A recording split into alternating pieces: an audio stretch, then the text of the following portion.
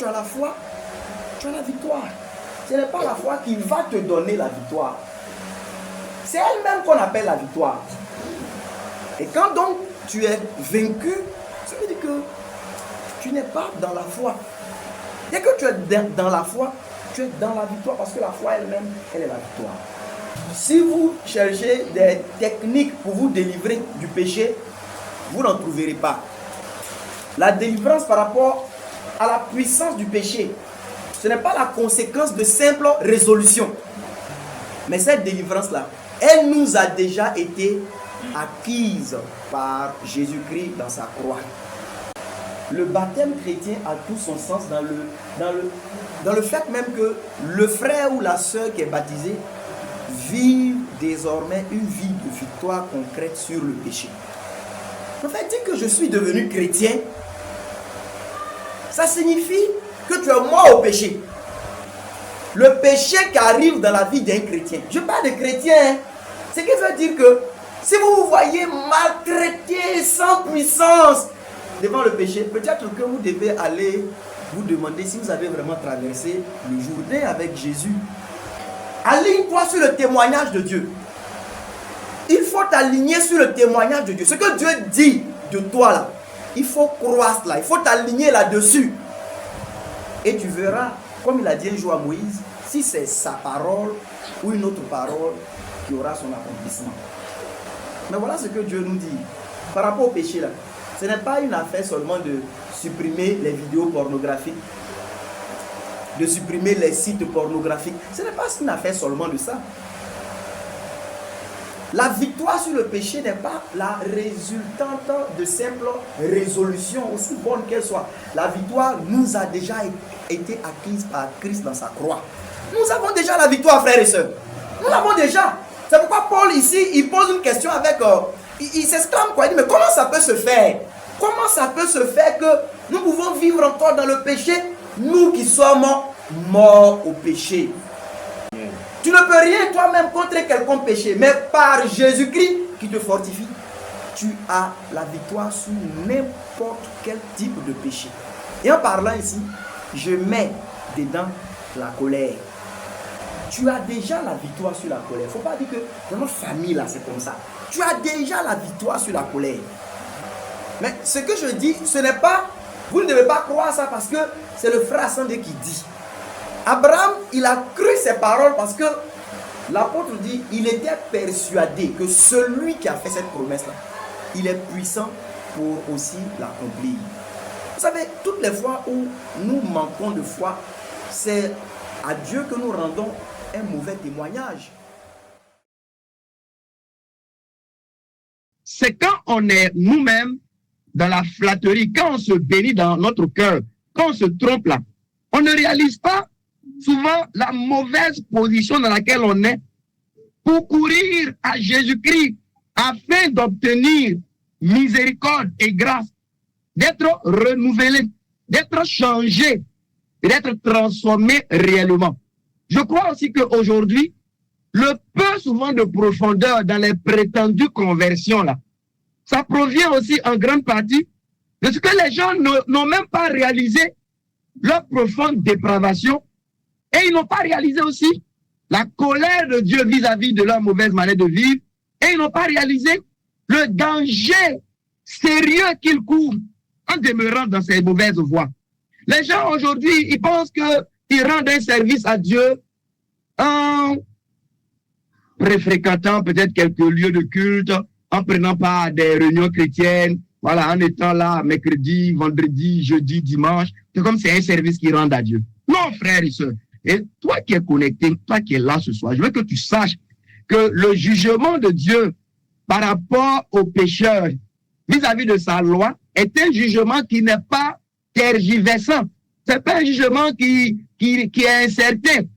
C'est vrai que la Bible dit qu'aucun fornicateur n'ira au ciel. C'est vrai. Je sais que je suis dans la fornication, mais je vais aller au ciel. C'est-à-dire qu'il dit que personne, entendant les paroles de cette loi, tu entends ce que Dieu dit, tu entends, et Paul dit, nous savons en effet que le jugement de Dieu contre ceux qui commettent de telles choses est juste. Romains chapitre 2, verset 2. ce jugement de Dieu-là, c'est que ceux qui commettent toutes les choses que Romains 1, verset 23 à 32 cite là, il dit qu'ils sont dignes de mort. Non seulement ceux qui les commettent, mais aussi ceux qui approuvent ceux qui les commettent. Ça veut dire que quand tu as une de tes amies qui vient te parler de son copain, et puis tu dis, tu l'approuves dedans là, même si toi tu n'as jamais eu de copain, tu es déjà sous le jugement de condamnation de Dieu. Tu es digne de mort toi aussi. Il est écrit que le jugement de Dieu contre ceux qui commettent de telles choses est juste. Et Romains 1, le dernier verset dit, bien que ces gens-là, ils connaissent le jugement de Dieu, non seulement ils commettent de telles choses, mais aussi ils approuvent ceux qui les commettent. Vous comprenez? Il ne faut pas que quelqu'un parmi nous continue de se bénir dans son cœur. Ça veut dire de se flatter, de se tromper, de se donner de fausses espérances, de faux raisonnements, comme Jacques le dit. Ça veut dire que la parole de Dieu dit que ceux qui commettent de telles choses sont dignes de mort. Tu es dedans, mais tu te dis que toi, tu ne mérites pas la mort. C'est ça que Deutéronome 29 appelle, tu te bénis dans ton cœur. Tu dis que j'aurai la paix, même si je continue de vivre mal. J'aurai la paix, même si je continue de faire le mal. Une vie chrétienne dans laquelle on ne peut pas dire comme Jésus là, va et ne pêche plus. C'est une vie chrétienne à laquelle je ne crois pas. C'est-à-dire la soi-disant vie chrétienne où ceux-là que Corinthiens et puis Apocalypse citent, et puis ils disent dehors, et ils disent n'hériteront pas. Et puis il y a une vie chrétienne dans laquelle on dit ceux-là, les impudiques, les meurtriers, ceux qui aiment et pratiquent le mensonge, ils vont hériter le royaume de Dieu. Je n'y crois pas. C'est-à-dire la soi-disant vie chrétienne dans laquelle la foi n'est pas obligée d'avoir ses œuvres. Je n'y crois pas. Je ne crois pas en la soi-disant vie chrétienne dans laquelle le témoignage de nos œuvres n'amène pas les hommes à glorifier le Père qui est dans les cieux. Quand l'Esprit Saint ne produit pas en moi le fruit de sa sainteté, est-ce que vous voyez? L'Esprit Saint. Mais ce n'est pas en vain qu'il a ce nom, hein? L'Esprit Saint, l'Esprit qui est saint. Mais quand l'Esprit Saint ne produit pas en moi le fruit de sa sainteté, là, je ne crois pas en cette vie chrétienne.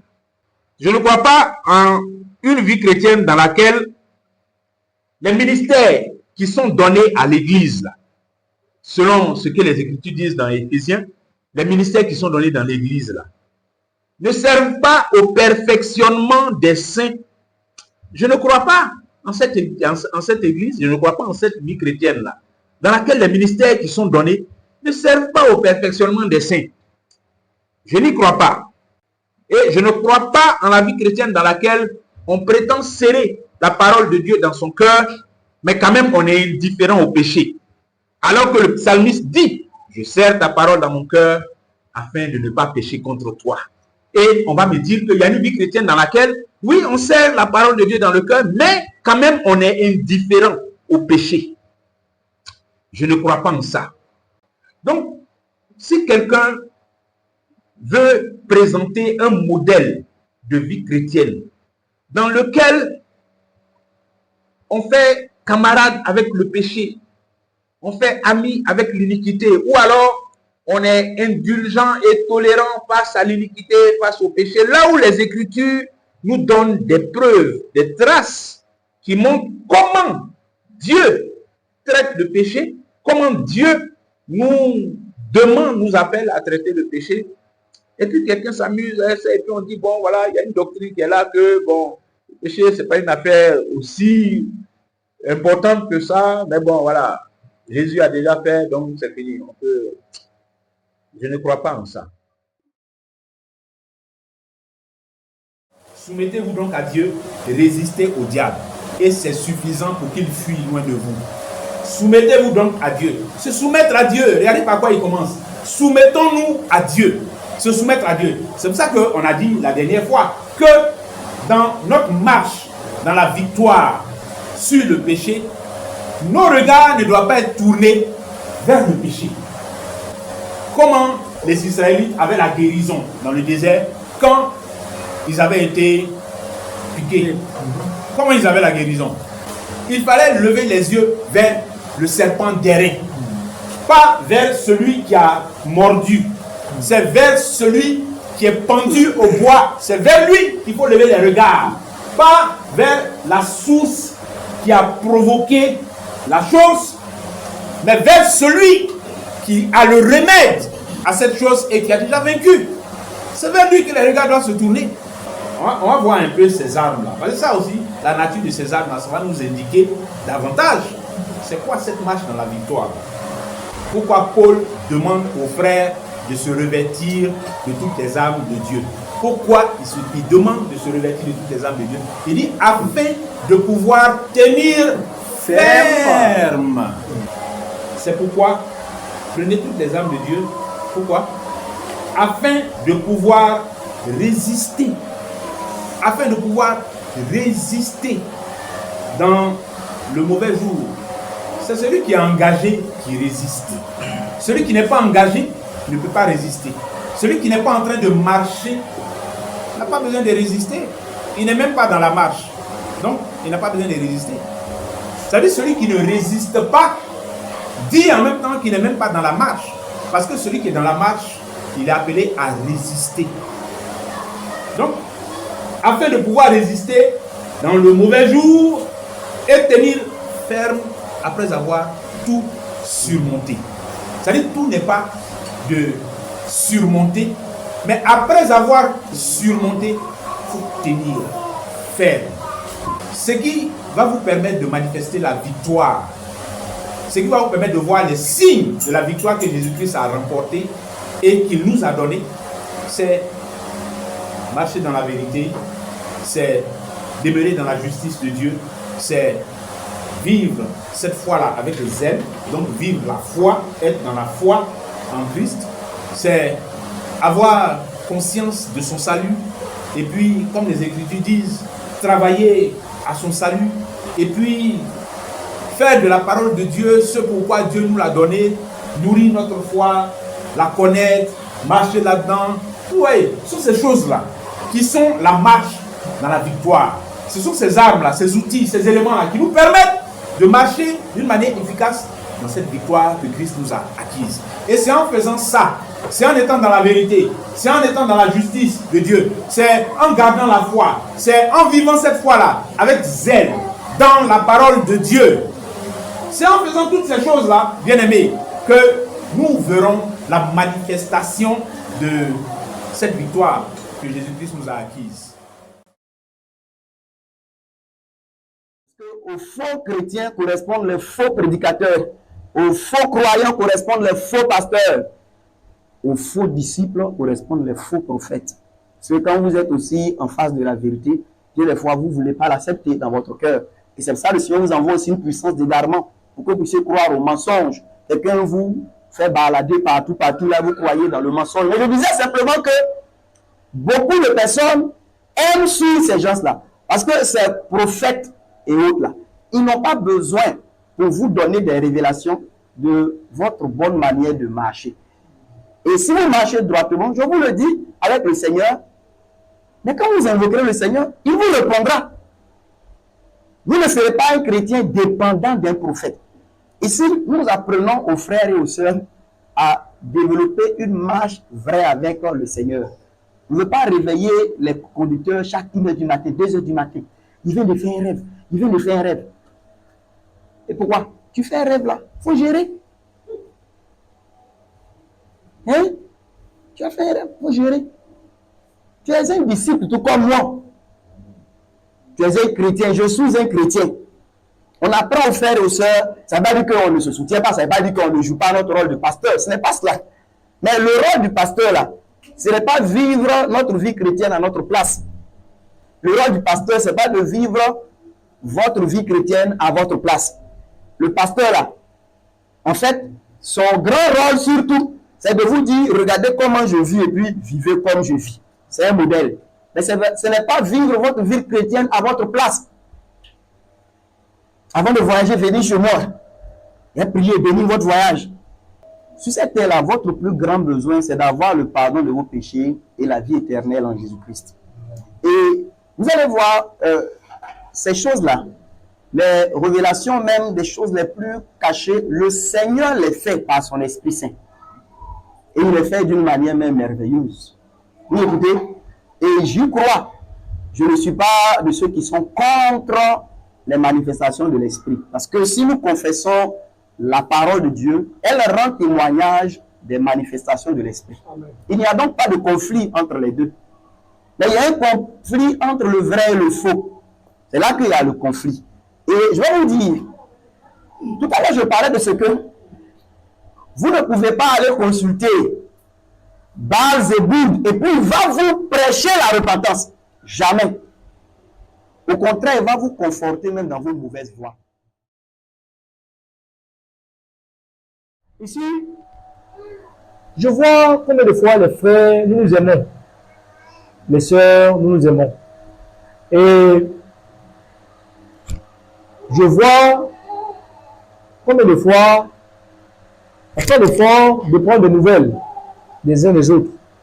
Combien de fois, voilà, nous nous manquons de dire, voilà, d'apporter la chaleur, la présence les uns aux autres. Mais il faut dire qu'il y a encore des lacunes. Et même beaucoup. Parce que très souvent, n'oublions pas que nous sommes de la foi, nous sommes chrétiens. Et que nous, comme nous nous rassemblons là, c'est dans le but de quoi? Meilleur. Non, on n'a pas dit forcément rassemblement au lieu de prière. Hein. La Bible a dit quoi? Quand 2-3 sont réunis à son nom, quoi?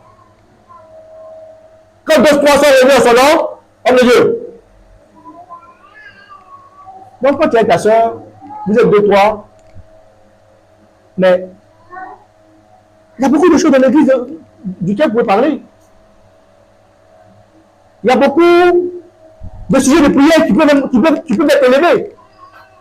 Il y a beaucoup d'exhortations, d'encouragement qui peuvent être données. Parce qu'on a dans la tête que ce monde est foutu et que notre Christ revient bientôt. Quand vous retrouvez vos frères, on ne se sent pas comme pour manger et puis passer le temps. Mais il faut s'encourager. Il faut pouvoir dire à un frère que je t'ai trouvé m'encourager cette semaine. J'aimerais que tu continues ainsi. Je te trouve en train de marcher de mieux en mieux. Ah mais là, je trouve que là encore, tu n'as pas encore fait des efforts. Je veux que tu changes. Je veux que tu t'améliores. C'est à ça que nous devons porter. Afin de porter du fruit. Amen. Alors,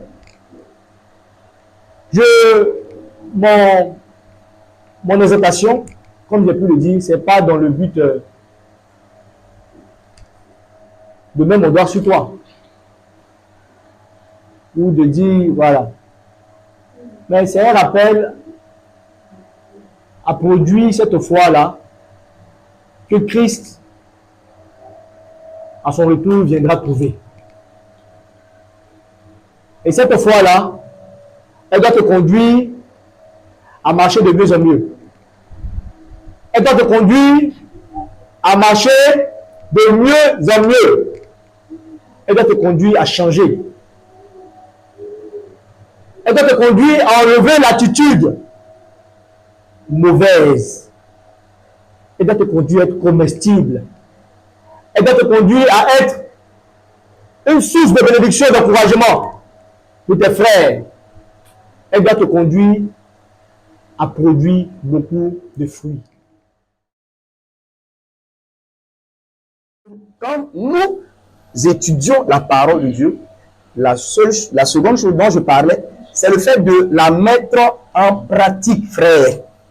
Et c'est en parlant de ça que je vous ai pris ces exemples-là. Si j'ai lu aujourd'hui quelque chose qui parle du pardon, je ne vais pas devenir sur le champ-là un grand pardonneur. Mais il faut que aussitôt je sois inscrit à l'école du pardon.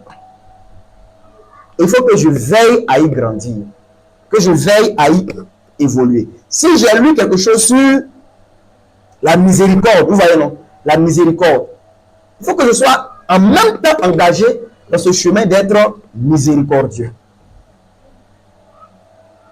On est ensemble, non? Si j'ai lu quelque chose sur la prière, je dois aussitôt m'engager à l'école de la prière. Je dois prier, c'est ce que je veux dire. Je dois prier. On n'étudie pas la parole de Dieu pour aller prêcher. Non. On étudie la parole de Dieu pour la mettre en pratique dans notre vie. Et je vous parlais de ce texte de Matthieu 7. Le Seigneur Jésus dit, c'est pourquoi quiconque vient à moi et entend ces paroles que je dis et les met en pratique, Jésus dit qu'il est comme un homme sage. Ce qui veut dire que pour le Seigneur, si nous faisons la volonté du Père, ou si nous voulons faire la volonté du Père, c'est de recevoir tout ce qu'il donne comme enseignement sur n'importe quel sujet et conformer notre vie à cela. Est-ce que c'est bien compris? C'est ça qui est faire la volonté du Père. Et le Seigneur dit que ceux et celles qui aujourd'hui sont sérieusement engagés dans quel chemin-là, aussi vrai que Dieu est vivant et fidèle et que Jésus est son Fils, ils ne pourront jamais être mis dehors là où il y a les pleurs et les grincements dedans. Mais ceux qui viennent à lui là, c'est la même chose que ceux qu'il appelle Seigneur, Seigneur. C'est la même chose que venir à une réunion chrétienne. C'est la même chose que même lire la Bible. C'est la même chose que écouter des enseignements. Mais tu écoutes l'enseignement là. Qu'est-ce que tu en fais? Tu lis la Bible là. Qu'est-ce que tu en fais? Tu étudies, tu as un gros cahier de méditation. Mais où se trouve la pratique de ces merveilles qui se trouvent dans ton cahier? N'oublions pas, j'ai dit que nous devons grandir proportionnellement au temps que nous avons passé dans la foi. Mais l'un des moyens que j'ai donné pour grandir, ce n'est pas tout, mais l'un des moyens fondamentaux et principaux, c'est le fait de nous appliquer à faire quoi? À étudier la parole de Dieu. C'est bon? Deuxièmement, nous appliquer à mettre en pratique ce qu'on a étudié. Et troisièmement, nous appliquer à témoigner aux autres de ce que nous avons pratiqué après avoir étudié. Retenons ça. Comme Esdras, étudiant sérieux des Écritures, faiseur d'œuvres sérieux et aussi témoin sérieux en Israël.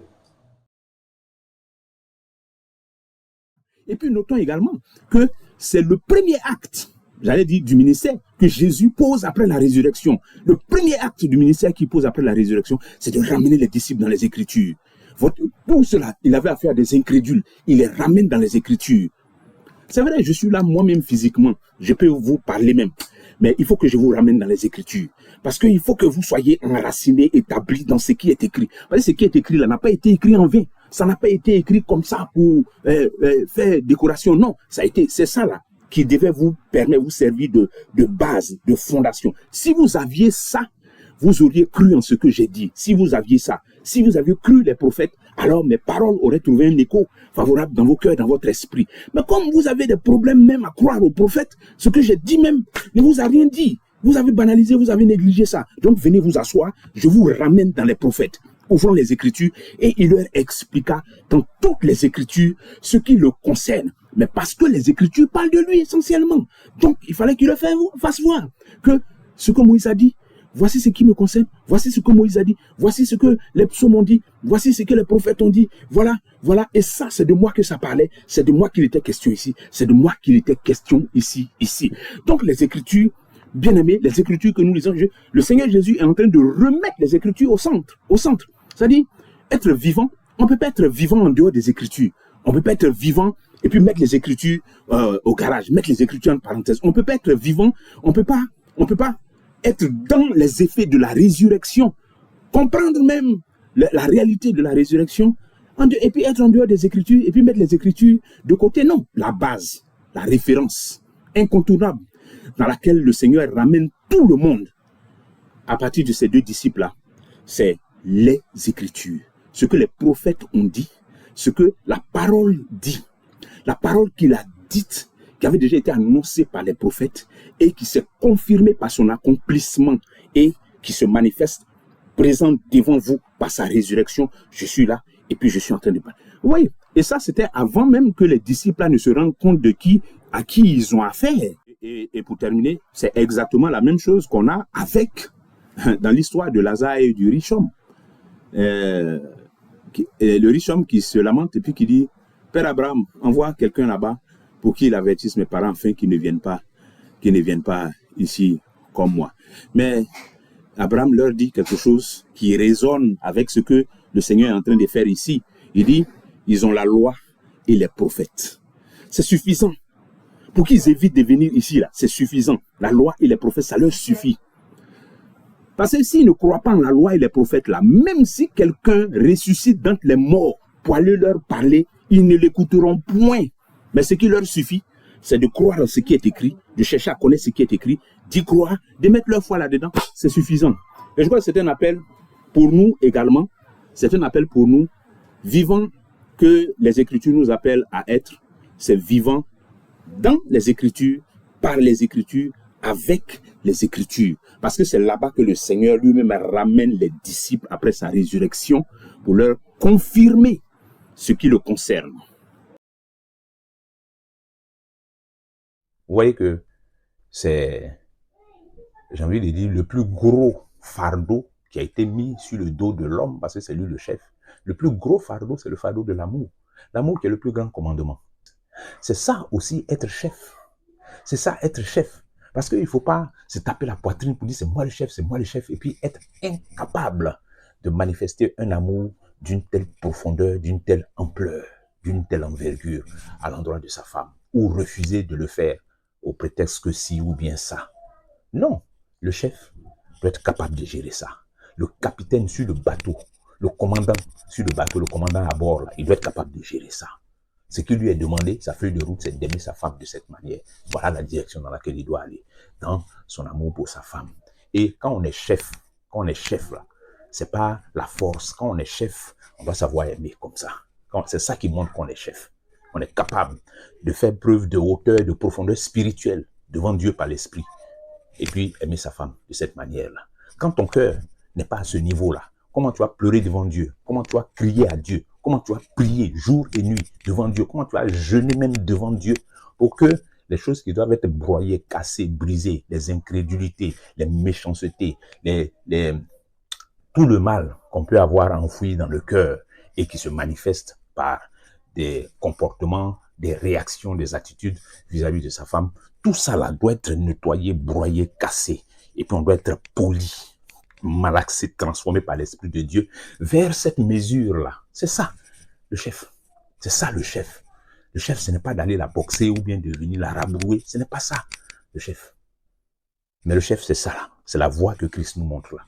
C'est dans ça qu'il y a chef, que l'homme est le chef.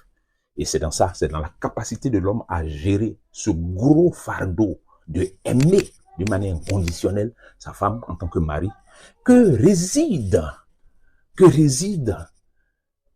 la qualité de chef, la manifestation de la qualité de chef, selon le Seigneur.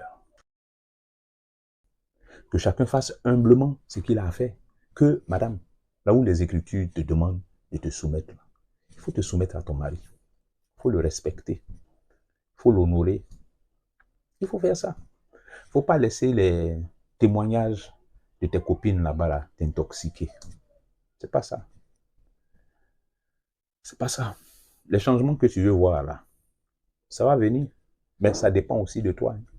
Les changements là. C'est-à-dire parfois nous on a nos calculs qui sont à l'envers des calculs de Dieu. Nous on veut que Dieu opère les changements avant qu'on se soumette à ce qu'il a dit. Pour Dieu, l'obéissance là, c'est sacré. L'obéissance est primordiale. L'obéissance vaut mieux que les sacrifices. L'obéissance vaut mieux que les sacrifices. L'obéissance, ça vaut mieux que les sacrifices. Il ne faut pas être une épouse qui fait gémir son mari comme une carie dans les eaux.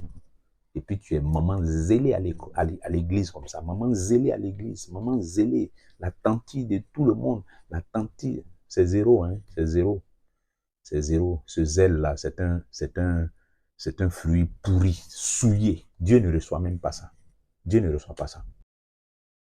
Et à vous aussi, les enfants là, je vous pose la même question aussi, hein, que j'ai posée à l'homme, au père, à la femme, à la mère. Là, vous aussi, demandez de temps en temps à vos parents, papa, ma façon de te respecter là, comment tu vois ça? Ma façon de t'honorer, est-ce que je t'honore? Est-ce que tu te sens honoré par ma façon de faire avec toi? Maman, est-ce que tu te sens honoré par ma façon d'être avec toi en tant que ton enfant? Posez cette question-là honnêtement. et puis courageusement. Et puis asseyez-vous bien pour entendre ce qu'on va vous dire là. Asseyez-vous bien. Ne prenez pas ça aussi pour faire truc. Non. Quand on pose cette question-là, ça veut dire qu'on est dans une démarche vraiment sincère et sérieuse.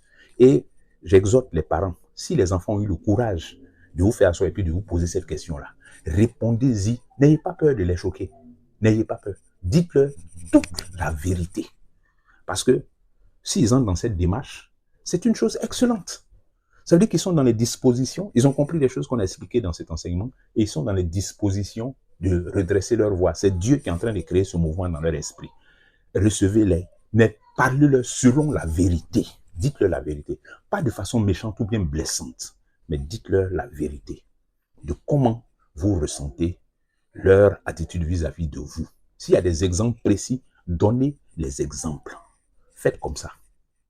Faites comme ça. N'ayez même pas peur de ça. Ça sera quelque chose de conduit par l'Esprit de Dieu. Donc, je vous exhorte vivement à faire ça. Les parents, les enfants, faites comme ça. C'est ça aussi, c'est cet échange-là, cette dynamique-là, qui permet aussi de se sonder, de s'examiner et puis de redresser ce qu'il y a à redresser dans la vérité, dans l'amour, dans l'humilité, par l'Esprit de Dieu, et puis de faire régner dans la maison Dieu.